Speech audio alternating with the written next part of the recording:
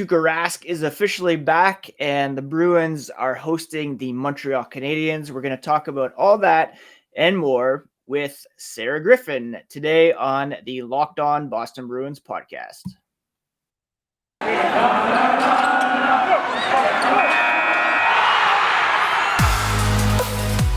You're Locked On Bruins, your daily podcast on the Boston Bruins. Part of the Locked On Podcast Network, your team every day.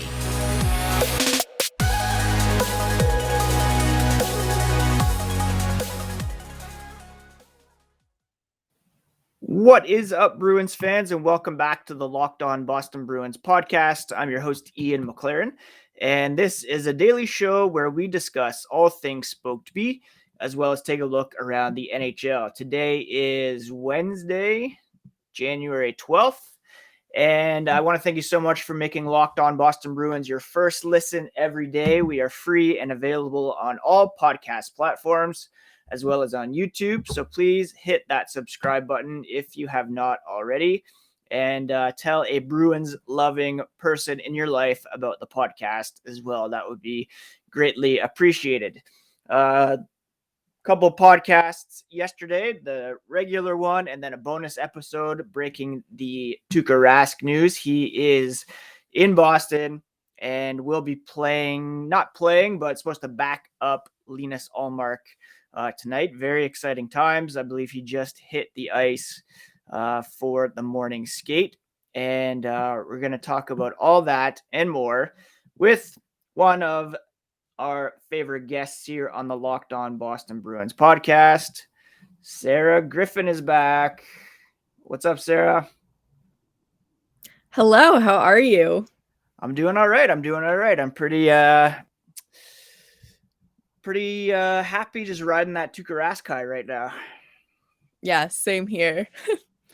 I can't not that I can't believe he's back, but I'm just so excited that he is he's back with the Boston Bruins. Were you kind of just expecting him to come back, or has it been something that you weren't too sure about, or what's going on there?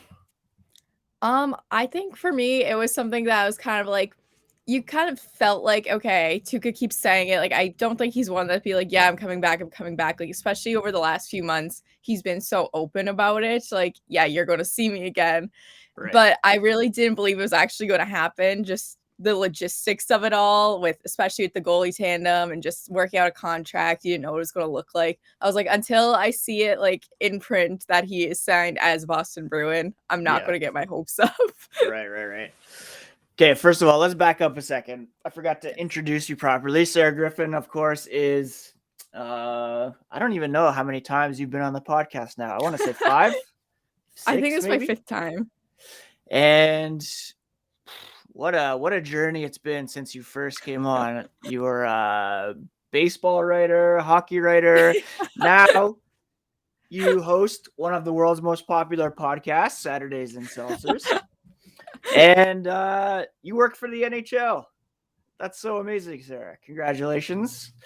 Please tell us what exactly that means for you. What are you doing for the NHL these days? Yeah, so I'm a content assistant. I actually got hired under Disney to work for their NHL sector. Oh, very cool. So basically, yeah, so I do like the in-game stuff pretty much. That's entirely what my jurisdiction is. And so like I'm assigned a couple games a night, and they'll like be like, okay, just pick out the highlights from those, and then I'm the one that goes in and like edits like the headlines, like the blurbs or whatever, sends it out to everyone, post that to the NHL website, like send out for social, send out to any teams that need it, and kind of just like basically any like video highlights you see, that usually comes back to the NHL content side of it. That is so cool. And you do that like all from home right now, I guess? Yes. Will that be like something once COVID's over that you'll go somewhere for that, or how's that going to work? They did mention that right now, because it is still all remote because of COVID, the hope is that eventually, maybe next season, we'll be able to go back towards the office. And obviously the office is there in New York or Toronto. So who knows where that would bring me. We'll see. That'd be amazing. right? They're in the city. Imagine if you moved to Toronto, that would be unreal. That would be so fun. Have you ever been to Toronto? I went when I was like 11 for a Red Sox game, Oh, I think we actually. talked about that before. Yeah, it's so nice. I mean, the baseball stadium is probably the least attractive building or the place to hang out although they are doing like a $250 million renovation on it. So maybe that'll be Are they? ready. Yeah. I don't know. They had talked about like, this is obviously nothing Bruins related, but they were talking about like tearing it down and rebuilding something on that spot because it's such a cool spot, like underneath the CN Yeah. Tower and all that. And since they haven't really played much in Toronto, but I don't think they're going to do that. They're just going to try to, it sucks because when it was built, it was like state of the art, but then so many, Mm-hmm. like even like Milwaukee, Houston, all these closed or like stadiums that can open their roofs now are so much Yeah. nicer than the Sky Dome. So I don't know. We'll see. But that would be amazing. Yeah. If you moved to New York, Toronto, obviously Boston's great to live in, but Yeah. that would be very cool.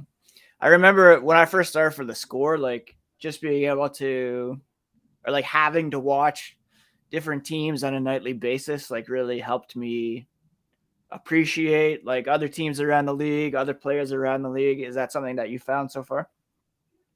Oh, 1,000%. Yeah. I feel like I've watched more non-Bruins hockey in the last like month than I have in my entire life.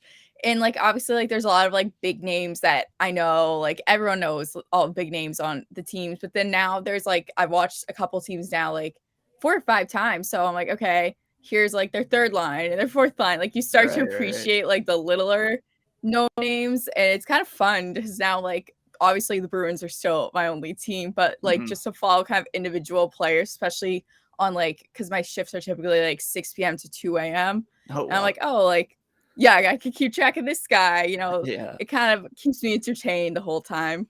Are there any teams or players that are standing out these days as like people that everybody should be keeping an eye on, or someone that's impressed you, a team that's impressed you?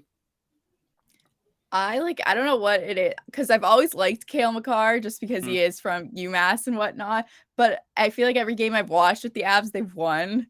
So I've been really into following the Avs lately. Like I Yeah. get excited when I see them assign their games. Nice. Yeah.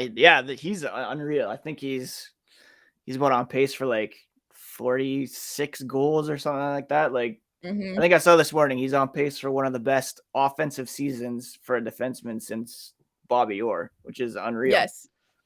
Yeah, I really like watching the Avs games. I have Bowen Byram in one of my keeper leagues. I'm really high on him as well, although he's been in and out of the lineup with Yeah. concussions and stuff. But the Avs just seem to be coming back on a nightly basis. Like it Hmm. was 3-1, it was 4-1. They're very fun to watch too. Yeah, for sure.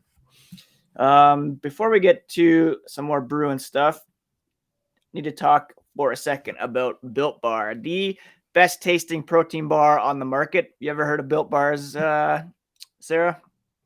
I don't think I have. Oh my gosh, you are missing out. They're like a protein bar that tastes like a candy bar. They're covered in 100% chocolate, but they're actually good for you too. They only have about 130 calories, 4 grams of sugar, 4 net carbs, 17 grams of protein.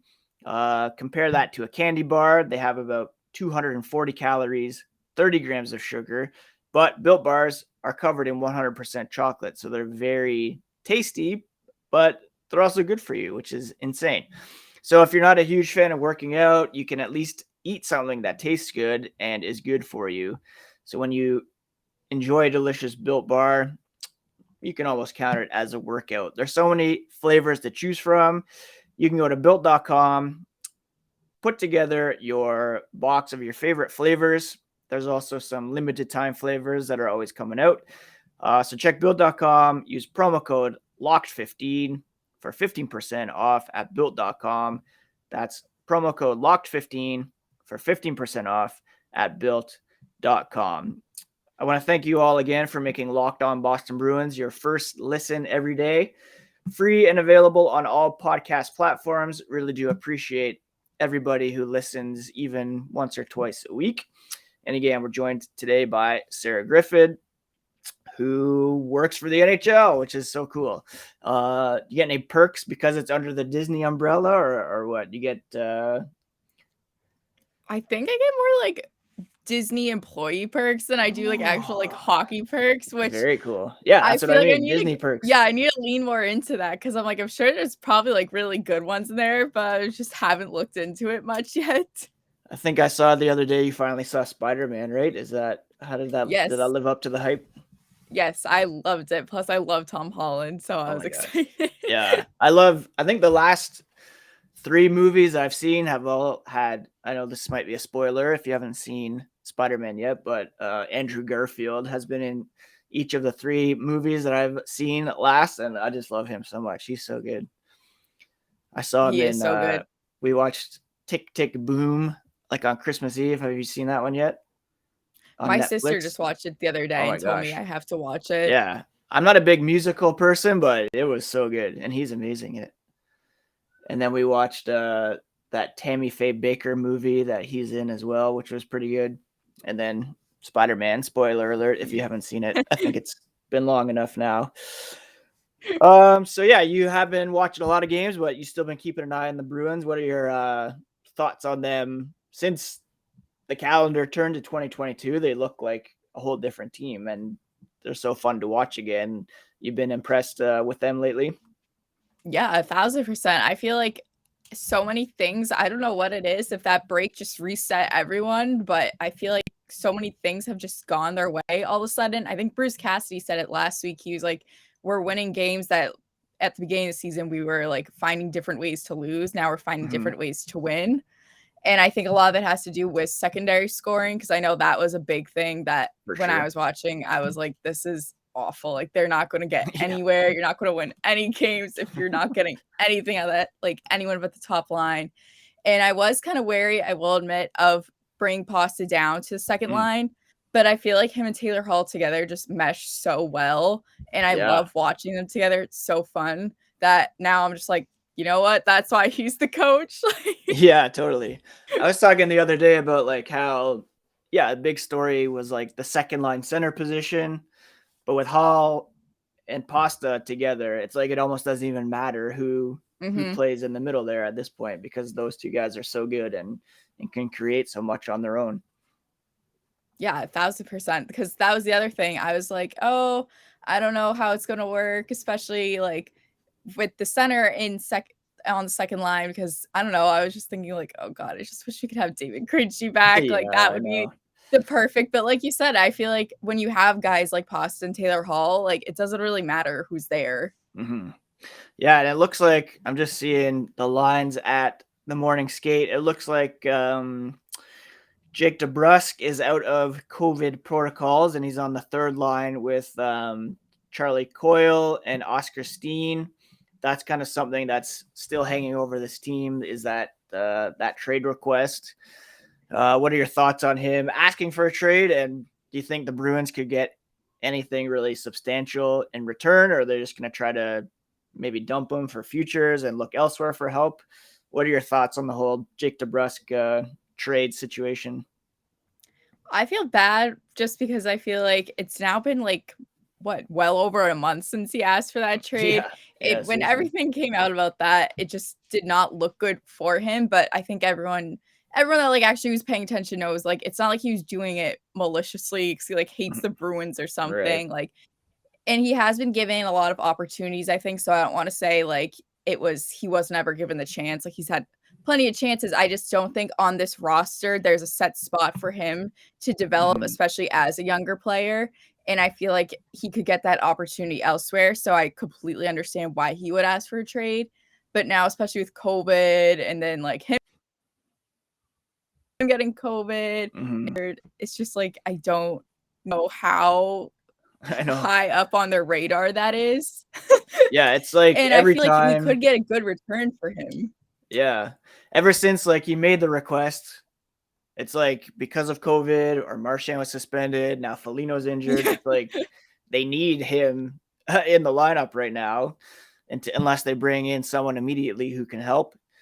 And I kind of like that a line of Coyle, Steen, and DeBrusk. I think that could work. So we'll see if that happens against the Canadiens tonight. But yeah, I don't know. I feel bad for him because of he was open about his mental health struggles through COVID. He went back on the COVID list, so I'm sure that didn't help anything.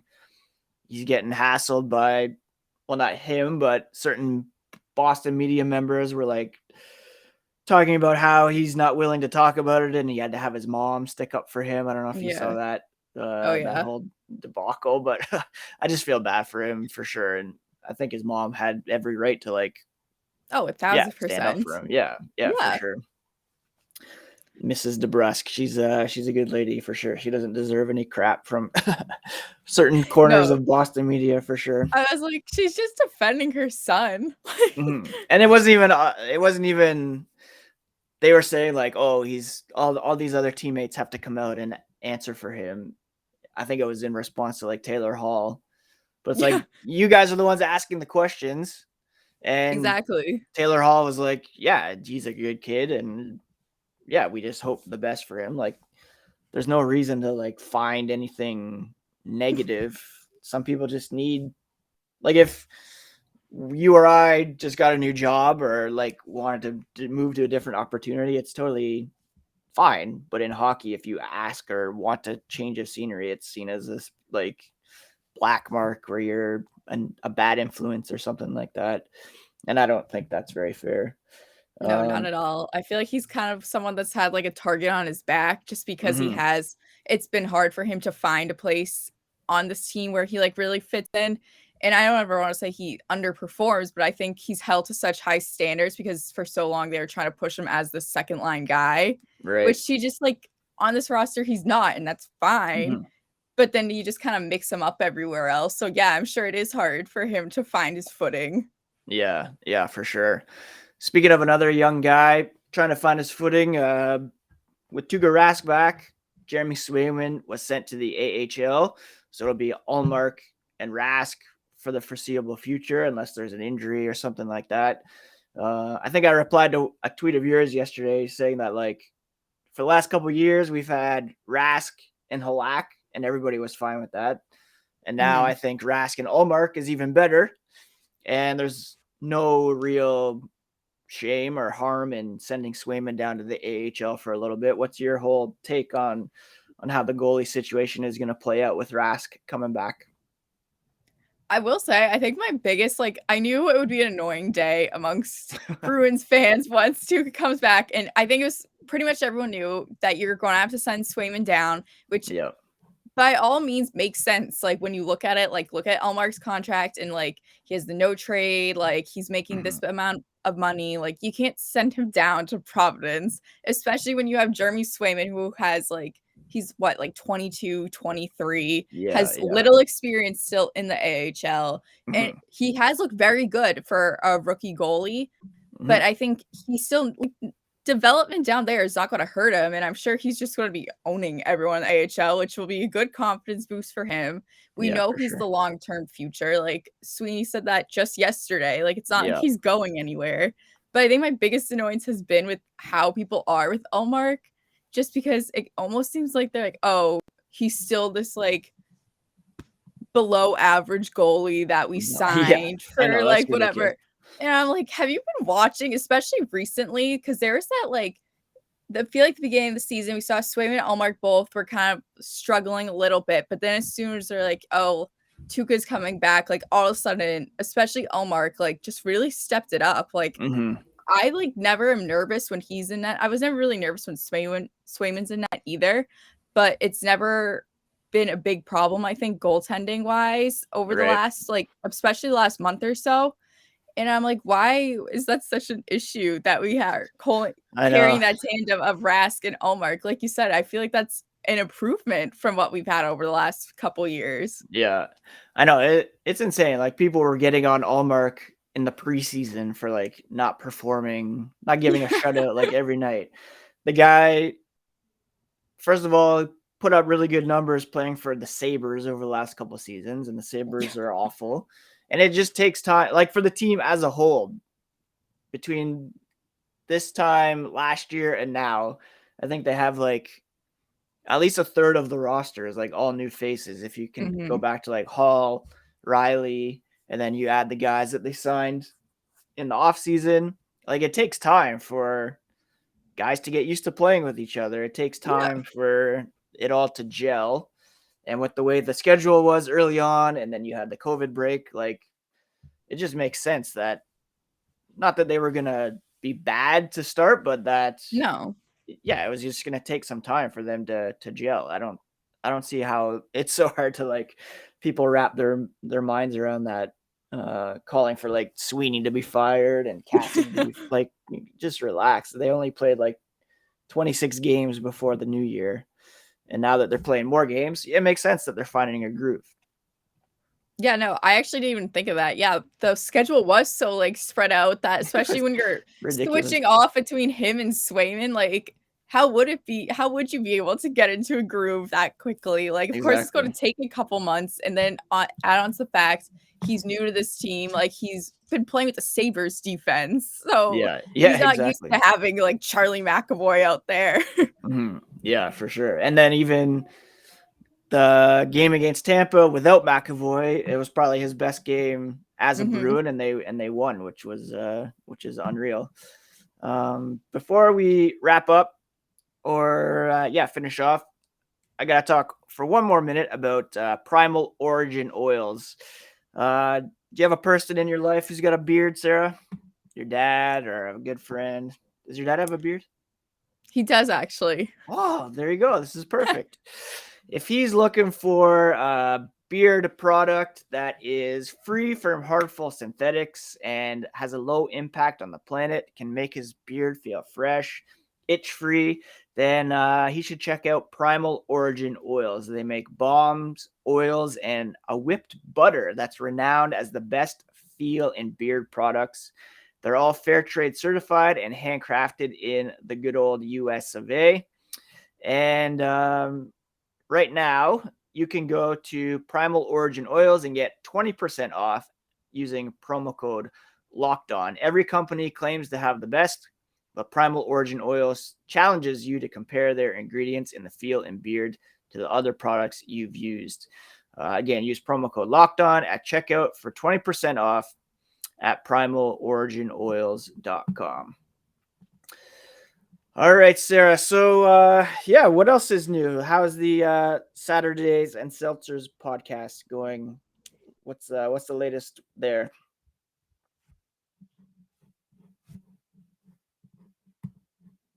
Oh, shoot, I think you froze. Together. Oh, there we go.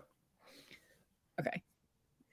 But yeah, so we're going to Philadelphia together next Yeah, I weekend. saw that. That's very cool. Yeah, we're going to the Philadelphia Wings versus New York Riptide game.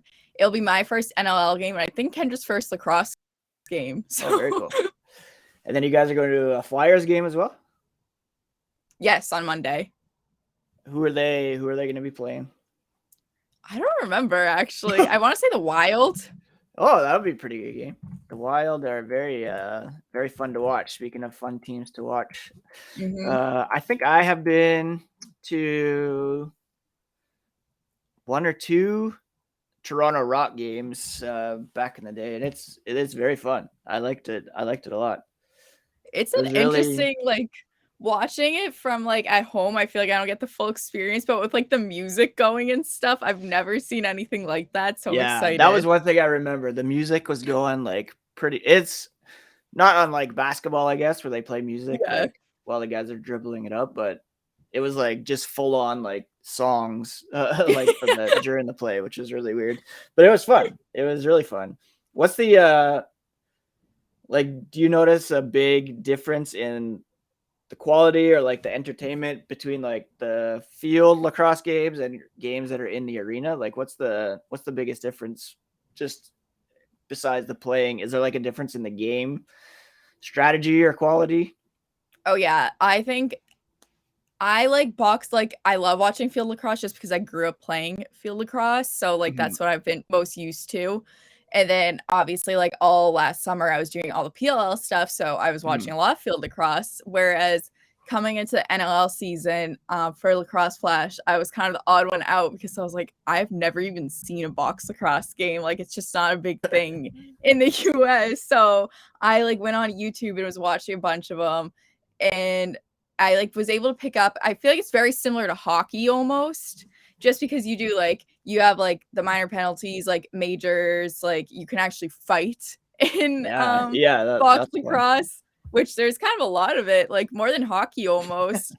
And I feel like it's just a lot more fast paced, and it's almost like I find it more entertaining just because it is like constantly moving. Not that field lacrosse is slow by any means, but box is like, it's like high scoring, like back and forth, like nonstop, and then like add on to like the music, like it kind of gives you the same, like, I don't want to say anxiety, but like, when you're watching a hockey game, you're just like, you can't keep your eyes away at any point. It kind of feels like that. So I think I actually prefer watching box lacrosse now.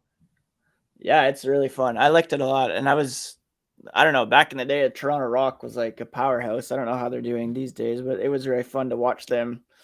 And it was a lot cheaper than going to a Leafs game or a Raptors game, that's for sure. I had one more Bruins question for you. We were talking about like character guys earlier.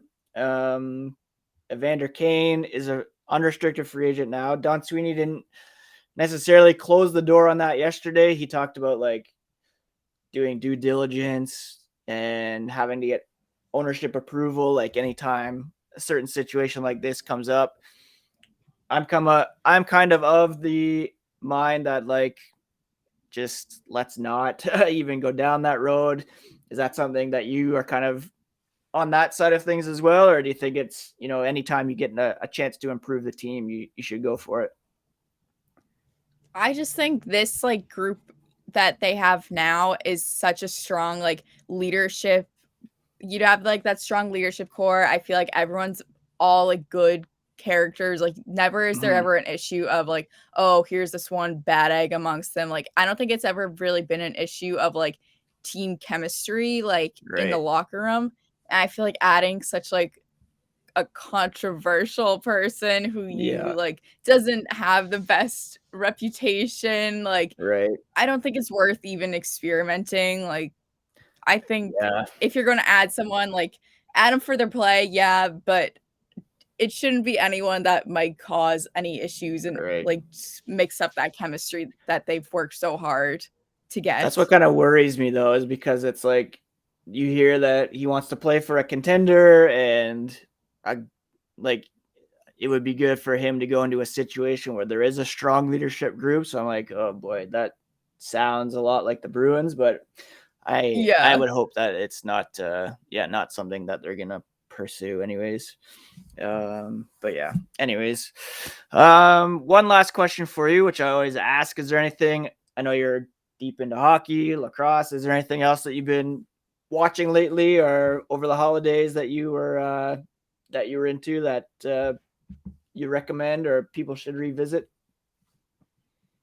I actually just recently started watching, because I don't know if you saw, Euphoria has their second season that just came out, and everyone's been talking about it. So I was like, okay, like I'm gonna go and watch the first season because it seems a pretty easy show to binge. I don't even think I like it. I think it's just so addicting that I can't look away. Yeah, I'm scared to even start watching it because it just seems like as a parent, I just like, I don't know if I can watch high school kids like going through that much drama. It just seems so it's so scary. Even though there's good people in it, but I don't know. Just well, that's why I started watching it, because I like Zendaya, Sydney Sweeney. I like all their work. So I was like, I feel like I'll like this, and it's not a high school drama. I feel like it's a drama about high schoolers who had a very different high school experience than I did. So it seems like way beyond high school issues. Like, I don't even know. I'm more comfortable sticking with like high school shows like a Cobra Kai or something, where it's just like karate rivalries or something like that. That's more my lane right now. Well, the last show I binged before Euphoria was Ted Lasso, and I'm like, I missed that. That's just such wholesome, good Yeah, for sure. Yeah, we're all caught up on that. It's so good. I actually got we signed up for HBO because I wanted to watch the Succession finale live. So now we've had it for like a month or two. And my wife's been watching like the Sex and the City reboot, which apparently is pretty bad. But I've been like going back and watch. I really want to go back and watch Eastbound and Down. I think I'm gonna try to rewatch that because that's probably one of my favorites on there. And Righteous Gemstones just came back to you, which is hilarious. Danny McBride is just so good. Anyway, Sarah, are you working tonight? You're on the hockey beat tonight? I'm actually off. Today's my first off day. Nice. So are you gonna watch the Bruins game, or are you gonna take a break from hockey tonight? We're recording Saturdays at Seltzers, and I am going to watch probably the second period on. Very nice. Yeah, I think it's the national game on TNT tonight. And it feels like I don't know if the Bruins have played the Canadiens yet this season, but it just seems like forever. So I'm pretty excited. And it doesn't look like Tuukka's gonna play, but who knows? Maybe they'll mix it up on us. If not, maybe he'll make his debut tomorrow. They're supposed to play the Flyers, who've been COVID hit lately. So hopefully that game isn't postponed and we can see Tuukka sooner than later. Where can people find all the stuff you're putting out there these days, Sarah? Okay, so my Twitter and Instagram are SKG_18. Then our podcast is at Sat and Seltzers Pod. And then also all my lacrosse works on at Lacrosse Flash. Very cool. Well, Sarah, thank you so much for taking some time to chat. It's always great to catch up. I'm sure I'll message you again soon to come on the podcast. And good luck with all the hockey content. And we'll definitely catch up soon. Thanks so much. Thanks for having me. Of course. Have a good day, everybody. This has been Locked On Boston Bruins, part of the Locked On Podcast Network, your favorite team every single day.